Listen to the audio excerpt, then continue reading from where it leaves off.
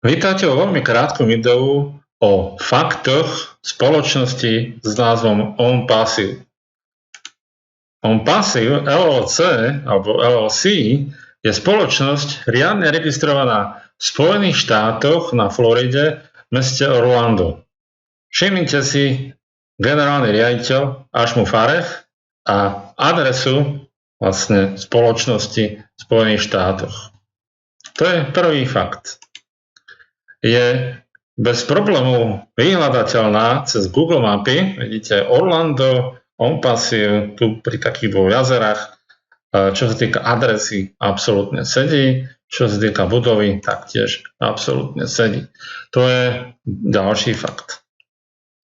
Čo sa týka interiéru v tejto budove, sú tam prenaté kancelárie, z ktorých generálny riaditeľ Ashmu Fareh pre svojich zakladateľov robí interné webináre. Vidíte v pozadí spomínané jazero, že to je ďalší fakt.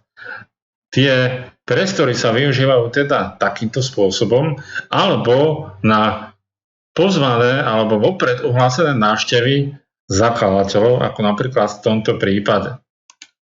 Taktiež samozrejme pán generálny riaditeľ Ashmu Fareh sa nestretáva len v tých kanceláriách, ale aj mimo nich, napríklad v tomto prípade, alebo tu. Takto si ho odfotil jeden z zakladateľov. Vidíte s viacerými zakladateľmi pri obede alebo večeri. To je ďalší fakt. Bez problémov sa stretávajúci generálny riaditeľ s zakladateľmi OnPassive.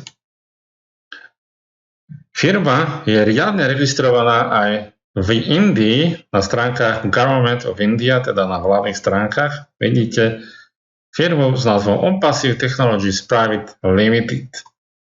Je so sídlom v Telangane. Vidíte aj číslo. Tu je ďalšia stránka z toho dôvodu, aby ste si všimli adresu spoločnosti v Indii. Telangana, Huda Technoenklave a podobne. To je ďalší fakt. Je riadne registrovaná v Indii. Samozrejme, bez problémov vyhľadateľná cez Google mapy. Keď si všimnete Hyderabad, oblasť Telangana, OnPassive, tu. Všetko bez problémov, samozrejme, adresa sedí. Čo sa týka budovy, veľmi pekná, veľká budova s krásnym logom hore na budove, taktiež aj nad chodom, takto nejako. Vo vnútri, samozrejme, s krásnou recepciou. Všetko zmodernizované spoločnosťou OnPassive. Ďalší fakt. Skutočná reálna budova. Všimli ste si niekoľko poschodí. Tu vidíte poschodia. Jedno poschodie, druhé poschodie, tretie poschodie. Samozrejme, zamestnancov je tam pomenej, pretože covidové opatrenia jednoducho zasiahli aj v Indii. Tu vidíte také prázdnejšie, tu napríklad, keď boli tie opatrenia miernejšie, tak bolo poschodie plné. Tých zamestnancov je tam niekoľko stoviek a blížime sa ku 1000. To je ďalší fakt. Samozrejme, čo sa týka ďalších priestorov budove, ako sú napríklad chodby, taktiež sú krásne zmodernizované spoločnosťou OnPassive. Naozaj vyzerajú fantasticky. Ďalší fakt. Čo sa týka overenia celej budovy, samozrejme, mali sme tam aj niektorí z nás, zakladateľov, sú zakladatelia z Indie, ktorí si to prišli všetko pozrieť, pokúchať sa tým, zoznámiť sa s zamestnancami a jednoducho je to ďalší fakt. Budova absolútne overená. Zamestnanci absolútne overení.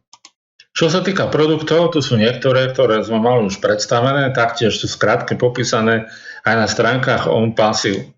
Sú nám predstavené priamo s zamestnancami OnPassive z našich budovy v Indii a samozrejme aj spolu s našim generálnym riaditeľom sú nám predstavené z administratívneho rozhrania.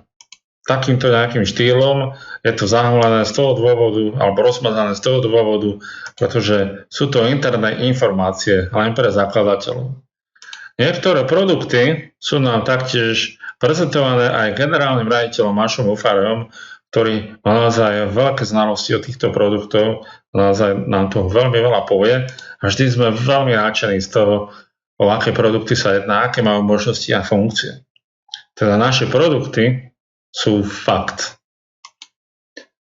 Ďalšia vec, máme aj vlastný systém umelej inteligencie, ktorý sa len tak testoval na YouTube videách, napríklad u jedného zakladateľa, ktorý má len 252 odberateľov.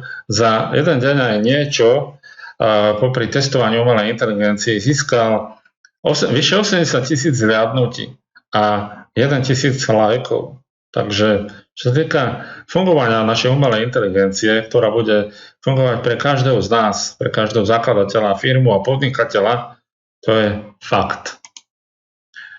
Podľa ktorých môžu hovoriť, že máme zamestnancov, ktorí nemusia byť nejakí profesionálni, tak len tak pre informáciu, zamestnanci sa získavajú už niekoľko rokov a naozaj je to teda dlhá doba a za tú dlhú dobu sa naozaj vyhľadávajú tí najhodnejší zamestnanci a naozaj sa vyberajú. Ako vidíte, tu napríklad jeden z našich zamestnancov, ktorý pracoval pre spoločnosť Google.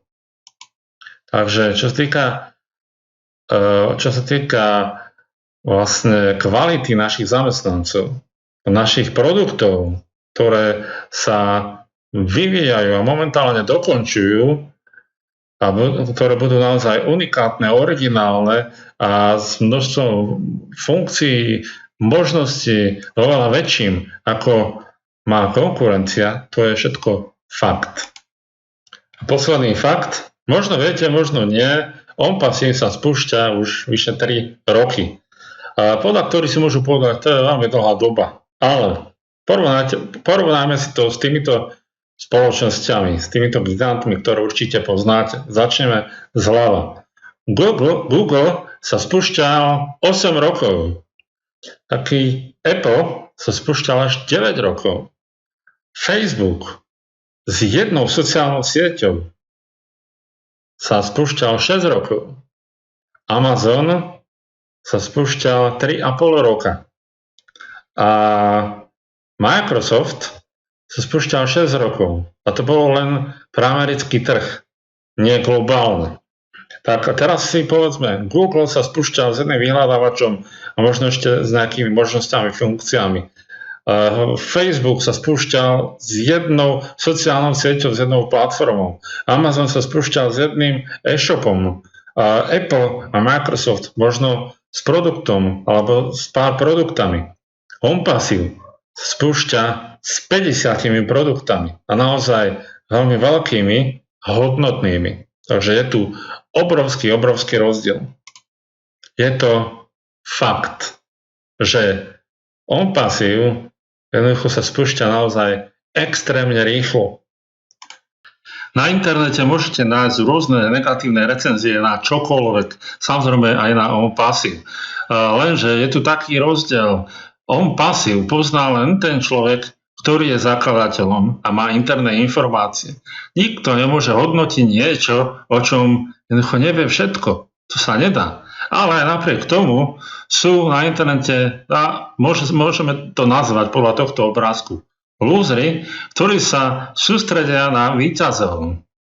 A OnPassive je víťaz, pretože on sa nesústredí na týchto lúzrov, ale sústredí sa na víťazstvo.